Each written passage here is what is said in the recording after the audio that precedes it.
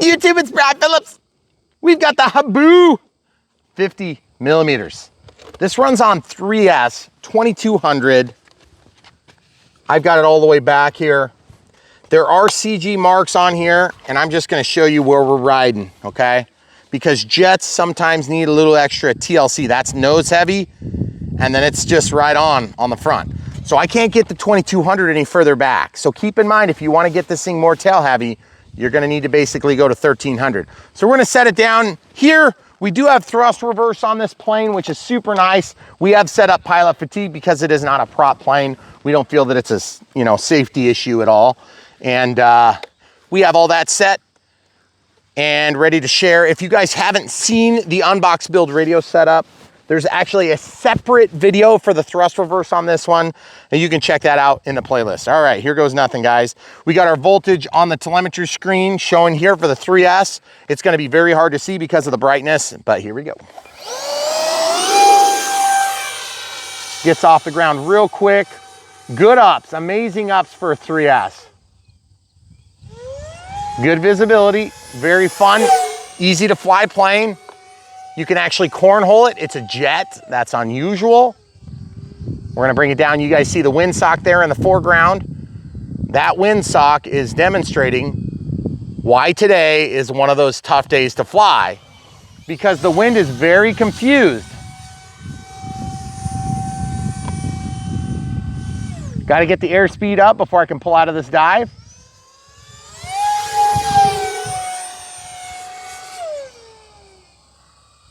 The thing that's so nice about this plane is that it is light, it's simple, it's cheap to fly, and you have safe NAS 3X, which is super nice.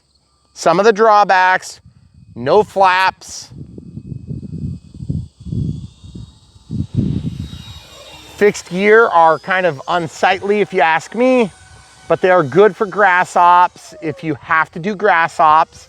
Now you can also pull the gear, which is what we plan to do after this flight on 3S 2230C. Hopefully those clouds are helping with focus, are they? Mm-hmm. Okay, good. I do feel just ever so slightly nose heavy on this flight. Just relaxing. Pilot fatigue. And still not quite enough to get it stopped. Okay, now the grass was cut to 3 inches. I'm out of pilot fatigue. The throttle cut is off. I'm gonna see if I can back taxi. We have about 50% power. It's gonna back taxi. Let's see if we can take off. That does not look very promising. That's full throttle. If I could get a happy bounce, maybe. But guys, that's seriously with the wind too, okay? It's definitely doing okay. It's not getting hurt. Okay, now it's locked up. So, when you think about getting this plane, you think about it as in a hand launch or a pavement option with wheels. Hand launch, of course, without gear. You can hand launch with the gear as well, which we'll show you right now, okay? So the gear are real sturdy. They don't get hurt by that. But just remember, when you hand launch, sometimes it's kind of awkward, and so they put these holes in here so that you can just hold the holes, but they are small holes. So I'm gonna try to line up like 3 or 4 fingers like this. It's just not very big, okay? Full throttle, and there you go.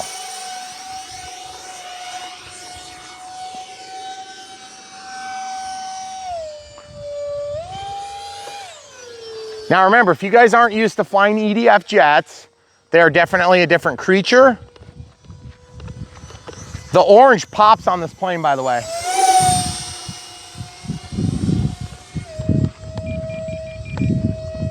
Okay, very good.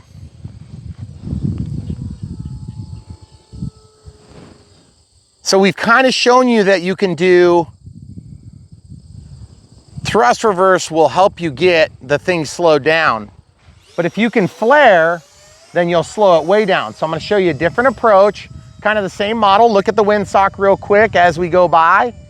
We've got a little bit of wind. It's gonna be a bit of a crosswind, about a 40-degree or 30-degree crosswind. Our timer just elapsed, but that doesn't mean much. We'll just watch the voltages. You have to leave room to develop a flare, guys. Look how fast it's going. Okay, getting into a flare, and there it is. Full thrust reverse.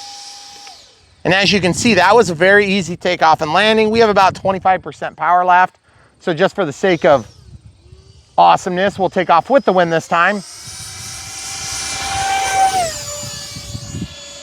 Very fun.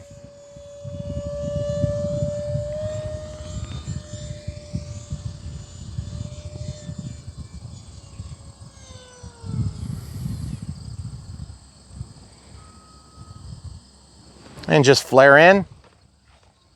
Once you're in ground effect, and then full thrust reverse and janking with a nice little twist at the end. So it's super fun to fly this plane. It's not gonna be your best analog for other jets because it's just so dang easy in my opinion, but it's good because it helps you learn a little bit about EDFs. One thing I'm gonna warn you though is that this thing is so Johnny on the spot with the power that I feel like it's almost not a great analog because it's so easy. You guys may notice I'm janking back and forth a lot. That's because my trim on my nose gear is probably a little bit off compared to my rudder. And so what happens is there's this point when you go from being rudder live to being off the nose wheel. Because you know, it's a tricycle. You have to be going so fast before it lifts the weight off of the nose wheel, okay? So as you can see, if you just, no flare, look how much harder it is to stop, okay? I had to thrust reverse and jank it back and forth. Okay, so here we go again. I don't know if you guys can see this, but look what I'm doing with my rudder. Then once it's live, we fly pretty dang good. And then I can be hands off the sticks.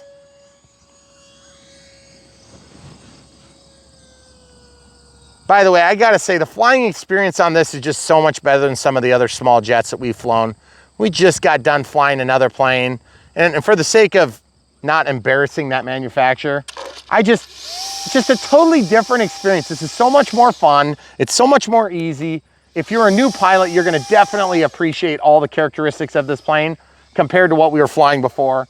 I gotta say though, this one on a scale of 1 to 10 compared to that on ugliness compared to beauty, I would say that this one is definitely on the lower end of the spectrum on beauty. I love the way it looks with the colors, but it's definitely more cartoony. It's not gonna look like, you know, a scaled jet, like a jet fighter, but it's definitely super fun to fly. And that's one of the trade-offs you make as a beginner. And that being said, some of your favorite planes, I'm just gonna say this right now, it's something you won't believe me when you're new to the hobby. Some of your favorite flying planes may not be the ones that you loved as a kid. And it's hard to explain that to somebody that has not embedded themselves in this hobby for, you know, half a decade or a decade or better or whatever it is. My experience when I first got into the hobby is I wanted scale and I wanted performance. But I also wanted it to be cheap. That's impossible, okay? If it's cheap, it's not gonna have performance. If it's scale, it's not gonna be cheap. And you know, you can't have all three. There's not very many scale, high performing, and cheap planes. That just like literally doesn't exist. And some people have tried it, Hobby King, and they have failed miserably. And what happens is they make a really heavy plane that doesn't fly well, or it's super underpowered. Now we've had other brands that have tried, that have tried and failed miserably also in that regard, but they aren't even trying to make scale planes sometimes. Sometimes they're just cartoony style like this. Now that being said, the Habu used to look a lot like an F5, but Horizon re-engineered it to be a slower flying, easier platform. And I feel like even though it's not necessarily a problem to have a different look, you know, it's just as a beginner, your inclination, and this is the same as mine, is that you're gonna basically be like, oh, it's not as cool looking as I want. You need to resist the temptation to avoid planes that maybe aren't quite the look you were looking for, because I'm gonna tell you something. The reason that this flies better than the original Habu that had a wing that was 1/3 smaller and it had a thinner profile and a shorter chord, it's all the reasons that you need all those things that we just talked about. Now, this thing does look pretty sweet otherwise. And if you pull off the big landing gear, which we're about to do, you'll see this Habu SS is gonna look a lot better. Now, keep in mind also, there is a Habu STS. If you're brand new to flying, we literally have it on our new beginner pilot list, and it is legitimately a newer beginner pilot plane. But it's very slow and it's quite expensive. But if you have nothing in your repertoire, if you have no radio and you have no transmitter, no receivers, no batteries, no chargers, it takes care of most of those things all in one fell swoop. Now, how do you take this gear off? What you have to do is you have to undo that set screw there. And I think you might have to undo this screw here. I can't remember. We're gonna pause and we'll show you how to do it when we get inside. Okay, so we just need to undo this 1.5 millimeter screw here. It's a set screw. The steering wheel comes right out, and then this thing is left over, okay? So if you look inside, you can actually take the whole assembly out if you want, and to be honest with you, it probably would be wise to take the whole thing out, but since it's super quick and easy to do it that way, I'm just gonna do it that way, and then I'm gonna tighten that set screw, okay? And that's a 1.5 millimeter set screw, and then basically you're ready to rock and roll for your next flight. I am gonna put a new 2200 3S, and just look how much cooler that looks without gear. One of the big drawbacks of fixed gear is that they don't look as cool, but the thing is they're a lot cheaper and it's a lot simpler and a lot lighter. That's the part that most new pilots don't account for. It's not so much the money, it's the weight. And when you add weight right here, you're pretty much past the center of gravity on most planes. And it creates a whole lot more complexity, and you have to have a bigger receiver, and just all the things stack up. Next thing you know, you've added 10% of the weight or 15% of the weight of the plane, and that's a big difference. So anyway, we're gonna go ahead and plop a new battery in here. In fact, if you guys wanna watch that process real quick, if you're new to piloting aircraft, I'll just go ahead and show you this. You can stay right there, cam crew. I'm gonna basically get my radio, make sure your throttle cut's on, always protect your fingers and stuff. This is unplugged now. And one of the things that we talk about with radio controlled jets in particular is if it's hard to load a battery, then it's gonna be frustrating to fly, and you probably won't fly it. Now, if it's your only plane, that'd be the one caveat. If you've got two planes, you're gonna fly it. That's a new charged battery. This one's warm, so we'll let that cool off for just a few minutes before we charge it. And as you can see, 2200 3S, and it's 30C. And you can see it's 11.1 volts, that'd be 3S. Sometimes they designate by just voltage. Now, I do have my battery facing forward, so I can put the vast majority of the weight touching here on this bulkhead. I'd like to have it back even further, but there is literally no way to do it in this plane. What this plane calls out, in fact, is a 1300 3S, and so that'll give you less flight time, but it's gonna give you a better center of gravity adjustability. Now, you'll still have to pull that away from the edge anyway to get your center of gravity right. So if you're new to piloting aircrafts, this is obviously a second thoughts video for us. Normally we don't go into super detail on beginner details, but we just literally flew another plane this morning, and it was another fixed gear aircraft that just, it's actually a super well-built plane. It just didn't fly that good, and we haven't had good luck with it. And this thing flies great. And even though the other one is way more pretty, this one definitely flies better. And so if you're thinking, and by the way, you can see that dihedral on the wing, that also helps. Even though there's electronic auto leveling through SAFE sensor-aided flight envelope, which rides on AS3X, which is the stabilizer that's installed. Okay, you can see that came alive now on the telemetry screen. And we're just trying to kind of hold this level until it initiates. You'll hear it sing a song. Maybe I need to go back just a hair. Maybe I need to go forward just a hair. I'm just gonna let it sit still. How about that? There we go. So it's initiated.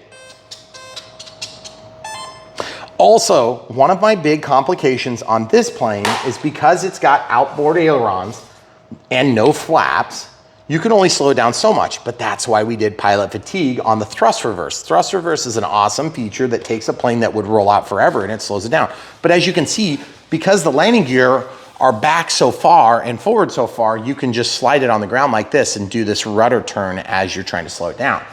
But when I see a wing like this and I see this big surface here, I'm like, why no flaps? It would be so cool and it'd be so easy to do. And you could bring this thing to a creep in the air, which I think most people in the design aspect of radio controlled airplanes think, oh, well, nobody wants a jet to go slow. Yes, we do. Because slow jets are easy to land jets. Slow jets look sweet. And having a wide flight envelope is better than a narrow flight envelope. A flight envelope speaking to where the plane can go top speed and where it can go bottom speed before it's, you know, crashing. That's the flight envelope, okay? So anyway, I love this plane for a lot of different reasons. I also hate this plane for a few reasons. And the things I don't like about it are, I feel like fixed gear on a jet, it's off-putting to me.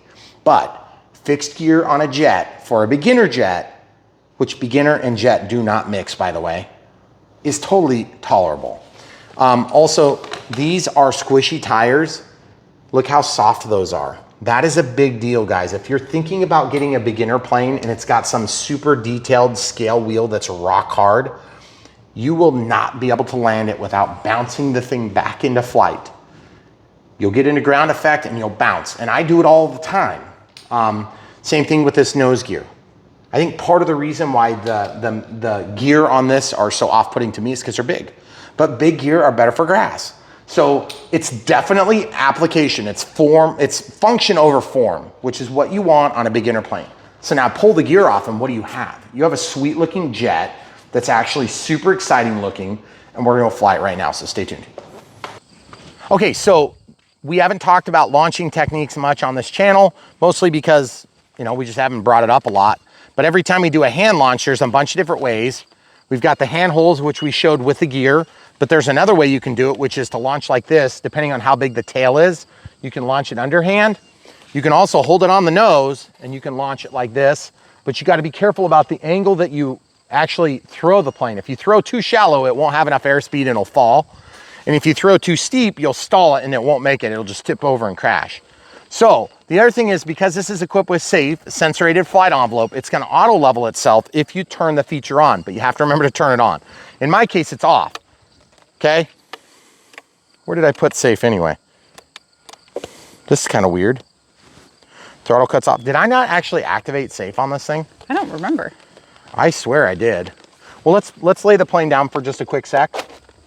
And I'm gonna check on that. You can look over my shoulder, but you may not be able to see it. I'm just gonna scroll down to forward programming. Throttle cuts on. So it's going into so gyro settings, safe select. It says it's off. Why is it off? Safe off, safe on. Safe off. Okay, AS3X is on. And by the way, you can turn that off too if you want. If you want it on more than just a two position switch, you can do a 3 position. So you got safe on, safe off, and AS3X. Okay, so safe is generally going to have AS3X on, but you can actually switch your conditions. Okay, there you go. Okay, so safe is on there. Okay, so we're gonna walk out of the menu. Now, one thing too to keep in mind, that is strange. I could have sworn I set that up. But anyway, safe is on now, for whatever it's worth. If you want to launch with safe, the one thing you want to check for is this. You're looking for those ailerons to actually correct to the quickest direction to level. And then look at the elevator. Elevator's pointed up, elevator's pointed down, okay? So it's trying to bring the plane to a level condition. One other thing to keep in mind about safe is that with safe, you lose some of your control authority, okay? So when I pull back on the elevator, it's not gonna go up very much. Now when I turn safe off, look how much more it moves. Okay, ailerons might show the tail better. There's all the way to the right. See, it's about 25% less, let's call it. So I'm actually gonna launch in safe this time just to show you. So safe is on, throttle cuts off. We're definitely not in thrust reverse. I'm gonna hold the nose of the plane this time and I'm just gonna go like this, just throw it straight up at an angle about 45 degrees. Okay, full throttle. Whoa, throttle cuts on. Okay, I was in the menu, sorry guys. Cleared my timer. And then I'm actually gonna scroll over to where I can see my voltage on the battery. And that's gonna be the best way for me to keep track of what my battery voltage is. Okay, here we go. Okay, there we go. So I just gave a little bit of pull back on the stick, and we're definitely in safe.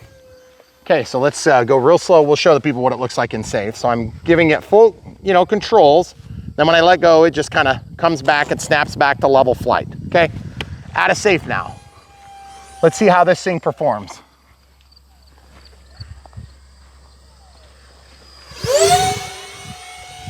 Super happy with the performance so far. I mean, it feels a lot like it did with landing gear. It shouldn't feel that much different. Slowing it way down. I got like 15% throttle here. So for being 3S, this thing screams, guys. Most planes that are 3S, you're not going to be doing passes like that. You're not going to get near the speed out of a 3S from other competitive offerings, I can tell you that. Usually you have to basically plop a 4 in there, which means it's more expensive. Look at this when it gets into ground effect. That is crazy. Oh, yes!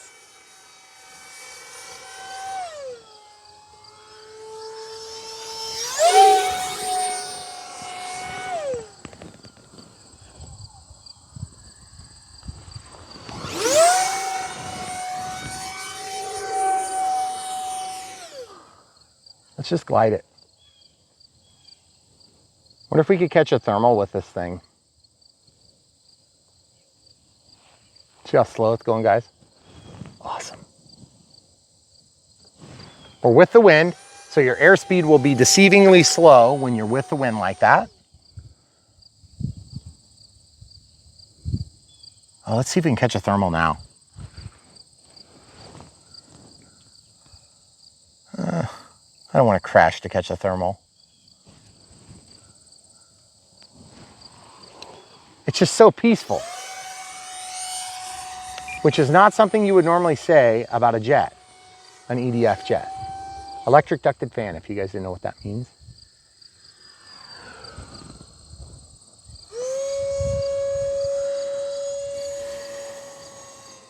All right, so let's try a couple landings here. We're gonna land across the driveway from us, our camera crew. Mm-hmm.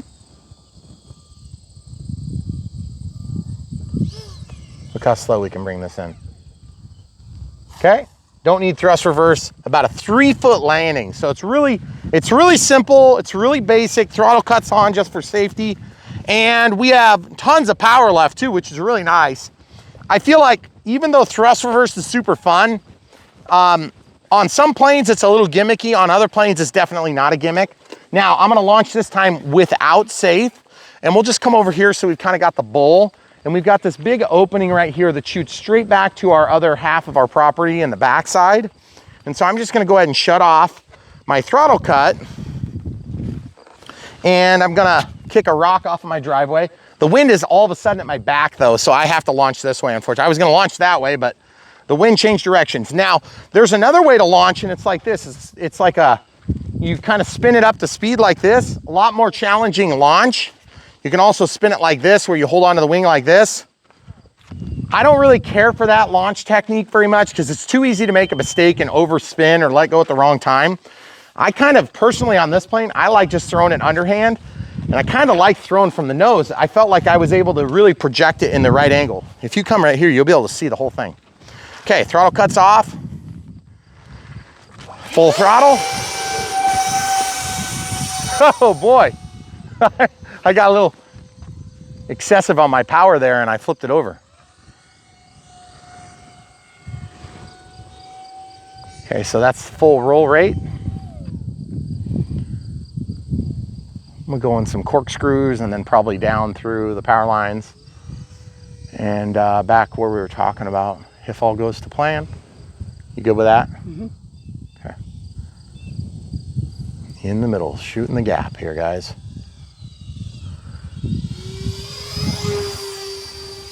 Those power lines are coming down really soon. I'm super excited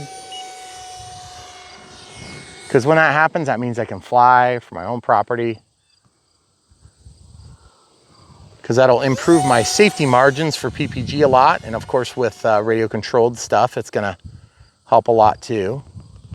But as you can see, we have worked our way through them for years. Right in front.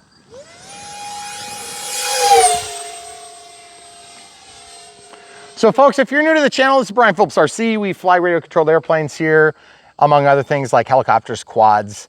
And then of course, my newest addition here, or our newest addition, I should say, would be PPG, powered paragliding, something that I want to do. And we bought this property that we are on. We bought another piece of property next to it, and we're going to put a manned airstrip next to us.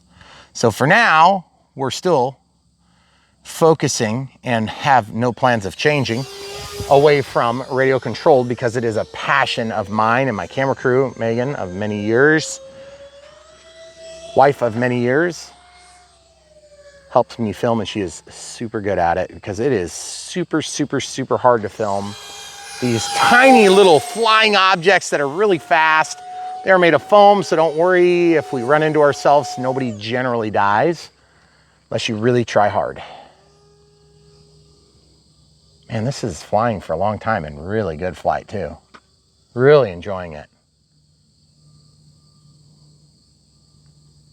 So folks, if you're new to the hobby and you're thinking, hey, I must have that plane, that looks so sweet, I definitely like it better without the landing gear. One of the things you want to learn is that flying from wheels up, wheels down is definitely a desirable thing. If you're anything like me, I enjoy the process of taking off and landing. Man, that orange pops right now with the sun beating down on it. That's so good. So when you're a new pilot, even though it's fun to have these little hand launchers, you definitely want to start working on your skills, because taking off and landing is one of the hardest things. That's what I'm doing in PPG right now too. It's also one of the areas where most fear comes from for me. Let's go over to the center of the runway. The real normal runway. Oh, that looks so sweet.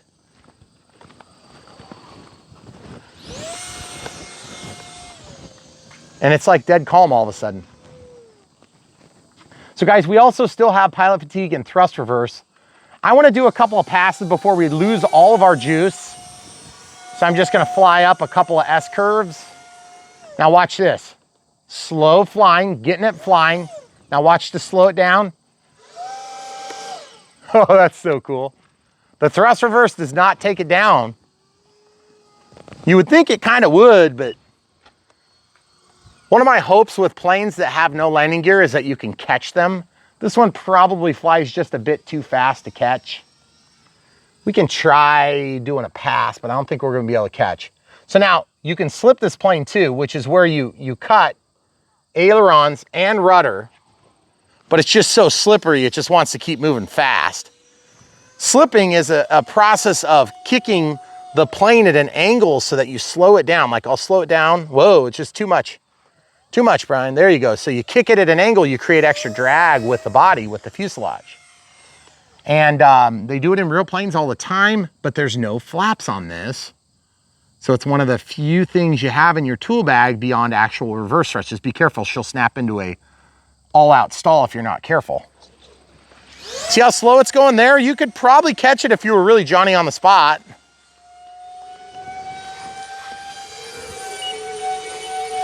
So cool. Okay, coming down on the inside, you good?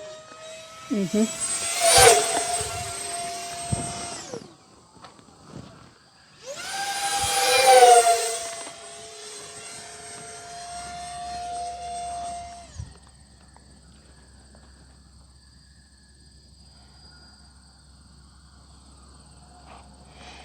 See where it slows down? Just trying to see if I can get it into an alpha configuration where I can catch it. Man, this flight's gone forever. Way longer than the other one. Wonder if we're just pushing it further or if it's just that much lighter without the gear. Going in front of you, sorry. Oh, there's a bunch of wind. There's like a little turbulent area right next to the house here where the wind is carrying through. It's going from right to left. If you step forward 4 steps, you'll feel it. Yeah. You feel what I'm talking about now? I don't think you will from where you are. I can feel it. Okay. A lot. Feels nice, actually. It does. Oh, so close. I hit my hand. Okay, guys, so you get the point. You might be able to catch it if you're really fast. But honestly, I felt like with the wind and it coming, I hit right where I wanted to hit. And my plan was, and plus this grass caught its fall totally, and we didn't have any damage as a result. So you want to be super careful when you're doing hand catches like that. You have to be really in control. I was flaring it, trying to let it slow down, and then I went out to grab it, and I can't remember if I was using, which hand did I use? I think it was your right hand. My right hand. Yeah, because I have to take, I have to be able to control the throttle. And I went out and I tried to do this, but it missed by just a hair, which is too bad because I was super close to getting it. My thoughts on this plane have always been applicationally, it's perfect. It's just a great flying plane. I actually really like it a lot better without the gear. That was a lot more fun than I thought it was going to be. I'm actually not dead on the battery, and we are at, if I scroll over, I can tell you how long. We're 7 minutes 20 past our timer, and we're about 3 minutes 40 on the timer. So we're about 10 minutes plus on flying this without gear. That is a good flight time for an EDF jet, no matter how you slice it. 10 minutes on an EDF jet is uncommon. Couple thoughts about the paint job. Love the colors, love the pop. When that's in the sun, it is gorgeous, especially up against the sky. It just glows almost like a light. A couple of drawbacks on the Habu, and this is true of many newer planes right now, is that even though this plane could definitely use some LEDs, they generally don't do LEDs on the smaller planes like this. I really wish we had LEDs on it. I really wish we had flaps on it. The flaps would not be necessary, but they would sure be cool. Now, that being said, you can also add flaps to this plane. I believe there's an open channel on there. Yeah, there's actually, looks like 2 open channels. I'm not sure if we're able to command and control them as configured, but worst case scenario, I could take out features and put that in. The thrust reverse does take up a channel, and it is very effective. Flaps would be less effective on this, especially if you're wheels up, wheels down. Now, all those things considered, would I buy this plane as a beginner? Here's my answer, and you're gonna be surprised by it. Yes, I would. And here's why I like this better than the Habu SS. If you want the 70 millimeter, as opposed to 50, which is significantly bigger, the plane is twice the size, okay? Then you might consider this first. Now, here's why. Batteries are cheaper, plane is cheaper, charger's cheaper, because you can get an S155 and charge a 4S pack or a 3S pack. This runs on a 3S pack. Now, if you want to go up to the 70, there is a tremendous increase in cost, both in the plane and in the batteries and in the charger. Now, you're going to be using the same transmitter, full disclosure, and that is a lot of money on the transmitter compared to the plane. But if you're hooked on this hobby, just get the good transmitter now, save yourself the money. You will save money in the long run, I promise, as opposed to buying a handful of ready-to-fly planes, okay? So if you buy the Habu STS, I almost think the only reason you would do that is if you have no other gear. If you get the Habu SS70, which is the big sister of this one, which is yellow and gray and white. It looks just like this, but yellow, and it's bigger. Very hard to tell online the difference, okay? This one is way cheaper to fly. I don't want to say every bit as much fun. It's maybe just one notch down, okay? Like on a scale of 1 to 10, if this is a 7.5 or an 8, that would be like an 8.5 or a 9, okay? Which honestly, maybe it's a half a notch better, because this thing is super fun with the wheels off. It's super fun with the wheels on, to be honest. I just feel like the beauty factor definitely plays a lot into it for me, given we have a million different planes. But if you're a brand new hobbyist, you're just getting into it, you're trying to learn how to fly EDFs, and you're like, why is it so hard to fly EDFs, Brian? Because EDFs do not deliver power as quick and responsive as a prop plane, like a Warbird and an F4U Corsair, or a P-51 or something like that, or maybe even just like a Cessna 182 or something like this. You've got a prop, you give throttle, it goes. Plus, you're blowing a lot of air over your control surfaces. On a jet, on an EDF, all the air is out the back. There's no air moving over the surfaces except for what you put over it by flying. So you have to be flying a little bit quicker. And it takes time to produce enough RPMs on that motor, even though it's got very little drag because it's very small, tiny little fans. It takes time to generate enough thrust to push you into the air. Now, it's got plenty of power to fly, don't get me wrong, but it doesn't deliver as quick. And speed and time are the difference between a collision or crash or bad landing, you know, or missing a pullout and getting into an unrecoverable stall. Those things all play into this. So as a new pilot, this thing is phenomenal. As an existing pilot that wants something they can throw around as an everyday, look how small this thing is. You can stick that in the car, especially with the gear off, it's dinky. NX8 is definitely the way to go. I would not go any less channels because you want to be able to control thrust reverse on this model. And if you're planning on flying this from a smaller runway or like a basketball court or something like that, you can hand launch, you can put it down on the basketball court, but the thrust reverse is probably still gonna let you roll out into the grass. I can just tell you that, because we have about 225 feet from the center of that edge there to the center of where the turn goes, okay? So it's a little bit less on this side, a little bit more on that side, because it makes a curve into the road. So very good plane, definitely worth considering. If you want to know more, leave us questions in the comments below. This is our 4th or 5th video on this, because I think we did like an unbox build radio setup. So if you're looking at the playlist, the unbox build radio setup will show you how to do everything except for thrust reverse than we ever made in flights, and we have thrust reverse. So if you guys want to check out the thrust reverse, we'll teach you how to do the pilot fatigue, which is very important. Throttle cuts off. This is pilot fatigue. Okay. This is normal thrust. Okay, so it's a lot more powerful, but at the same time, you definitely want the pilot fatigue setting, not just reverse, you want reverse and pilot fatigue, because on jets, things happen fast, and so you need fast response. All right, guys, that's all you get for today. The Habu SS 50 millimeter, 2 thumbs up. Yes, that's only 1, but I have another thumb, it's holding the plane up. This is a super fun plane, definitely worth considering. And yes, it may not look as good as some other competitive offerings that are scale jets. And I gotta say, I am a scale guy. That's what I want. This thing flies better. You're gonna have a better experience. You're going to enjoy flying it more than you realize. So definitely worth it. And pull those gear off and you're gonna love the way it looks, because it really does look pretty sweet with the gear off.